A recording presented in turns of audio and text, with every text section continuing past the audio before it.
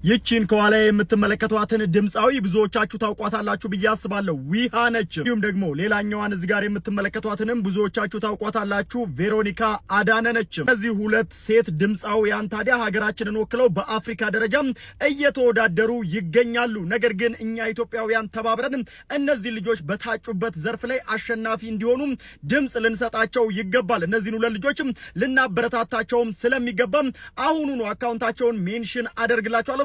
በዛ በኩል ገብታችሁ ሁለቱም ባዮ ላይ ስትገቡ በታጩበት ዘርፍ ላይ ሊንኩ ተቀምጦላችኋል።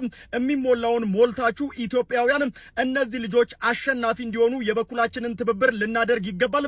ስለዚህ ከስር ሜንሽን የማደርገውን የሁለቱን አካውንት ትገባላችሁ።